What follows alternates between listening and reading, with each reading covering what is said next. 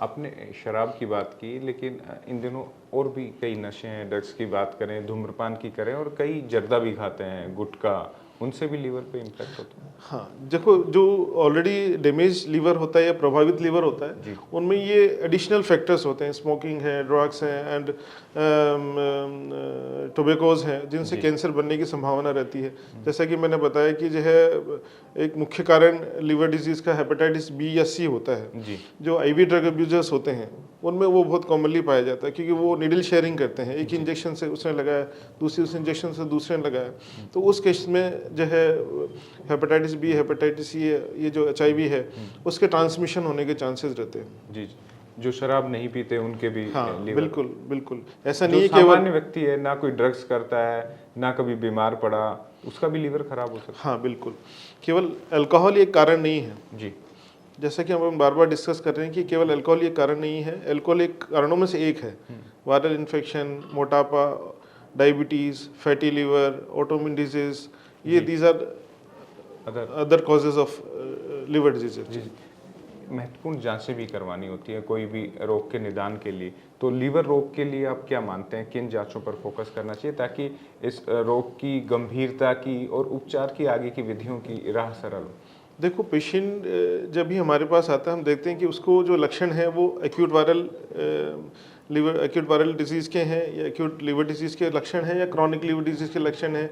उसके बैकग्राउंड में इसकी क्या हिस्ट्री है, फैमिली हिस्ट्री है कि नहीं है, पेशेंट अल्कोहल लेता है कि नहीं लेता है, पुरानी कोई लिवर की उसको कोई समस्या तो नहीं है, उसके हिसाब से हम इन्वेस्टिगेशंस प्लान करते हैं। रूटीनली जो भी इन्वेस्टिगेशन, लीवर फंक्शन टेस्ट है, या अपना जो कोएगुलेशन प्रोफाइल है, पीटीआईएनआर है, एक सोनोग्राफी हम कराते हैं, जहां हमको लगता है कि नहीं पेशेंट को जो है कुछ सस्पेक्टेड लीवर डिजीज़ लग रहा है। उस केस में फिर लीवर में कितना डैमेज बिकॉज ऑफ किसी फैक्टर से हुआ है, उसको जानने के लिए फाइब्रोस्कैन है, या एंडोस्कोपी है, या सीटी स्कैन है, वो अपन टेस्ट कराते हैं।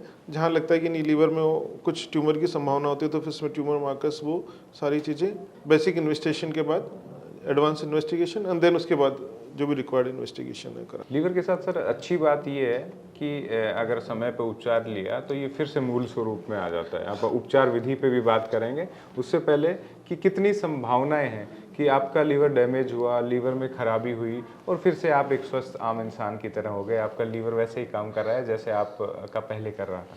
देखो, हमारा लीवर एक बहुत अच्छा ऑर्गन है, बहुत अच्छा ऑर्गन इन द सेंस कि इसकी दोस्त की तरह है। हाँ, हमारे दोस्त की तरह है। ये हमारा जो लीवर है ये बहुत अच्छा ऑर्गन है इन द सेंस, एक तो इतने सारे काम करता है। जी।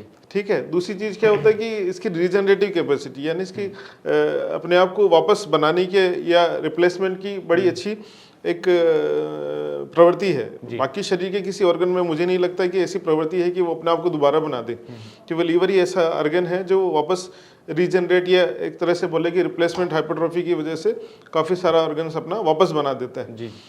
तो लेकिन उन पेशेंट्स में जिनमें एक्यूट इंजरी है, जिनमें रीजनरेटिव कैपेसिटी अभी तक बाकी है, उनमें ठीक है। लेकिन जो पेशेंट जिनमें ऑलरेडी लीवर इतना डैमेज हो गया कि वो उस स्टेज में चला गया कि वो वापस रीजनरेट नहीं करेगा, रिप्लेस नहीं कर पाएगा, उन पेशेंट्स में फिर रिकवरी की संभावना नहीं रहती। ये है कि मोस्ट ऑफ द पेशेंट्स में वो रिकवर कर सकता है अगर उसका टाइमली डायग्नोसिस हो जाए, और वो पेशेंट जो है जो भी इलाज है उसको उपचार बताया जाए, उसको सलाह दी जाए, उसको फॉलो करे।